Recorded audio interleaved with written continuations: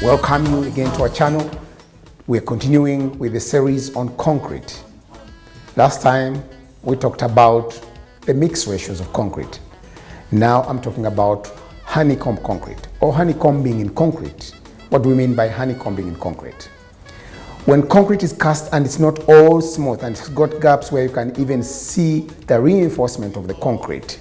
Reinforcement means the bars, the rods, the steel. That concrete is honeycombed. And the word honeycomb comes from, if you ever looked at a beehive where the honey is removed, that little thing where the honey is removed is a honeycomb. And that's where the word honeycombing comes from. What causes honeycombing in concrete? Honeycombing in concrete is caused by 3 or 4 major problems, probably 5, but I'll stick to about the 4 major ones. Number 1, improper vibration. I'm sure many of you have been on sites where you've seen concrete being vibrated with what we call a poker vibrator.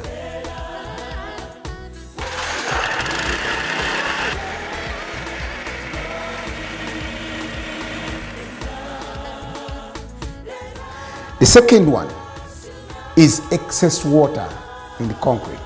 When there's too much water in concrete, the mortar kind of settles, and when the mortar settles, the aggregate stays on top, and if the mortar separates from the aggregate, then you will see the gaps, the honeycombs.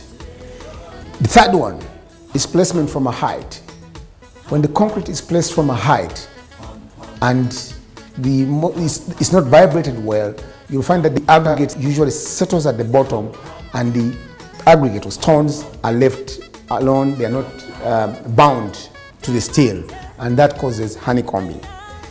Then typical spots, or what we call typical spots or joints. This is where a beam meets a beam or a beam meets a column.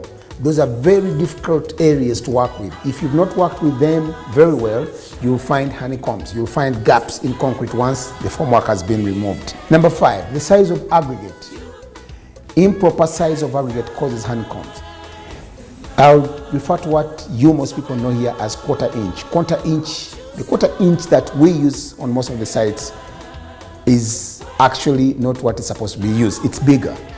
If, for instance, you use that quarter inch together with the machine crushed, one of them is smaller and the other is bigger, and you mix concrete, you'll have the gaps. But also, the big stones, I'll use the layman's language, the big stones, actually when they are mixed, they don't bind nicely with the mortar, and that causes honeycombing. So those 5 problems are usually the ones that cause honeycombs. But when you find honeycombing in concrete, or when you have honeycombed concrete, what do? What you should never do is what I will start with. Never ever cover up the spaces or the holes or the gaps in concrete using mortar, however strong the mortar is. 1-to-1, 1-to-2, never. Because that just exacerbates the problems. It makes it even bigger. You should always ensure that that concrete is corrected according to the following solutions. 1, try and speak to the person who is supervising your building, the construction site, or the engineer, or the design engineer. Tell them what the problem is, and they'll find the solution. Many times you don't have a design engineer or supervision engineer on site, although that is my best and first recommendation. The next one should be to try and demolish that area that is honeycomb and see how best to redo it.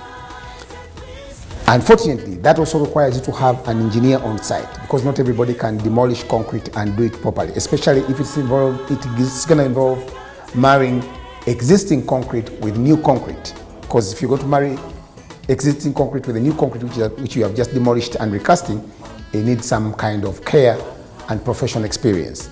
If you can't do that, then I would suggest you try to do what's the best solution, although expensive. Is actually to break the entire section of a concrete that has been honeycombed. If it's a column, if it's a beam, redo it, the whole of it, from one end of the building to the other end of the building, because that now assures you that you're doing the correct thing.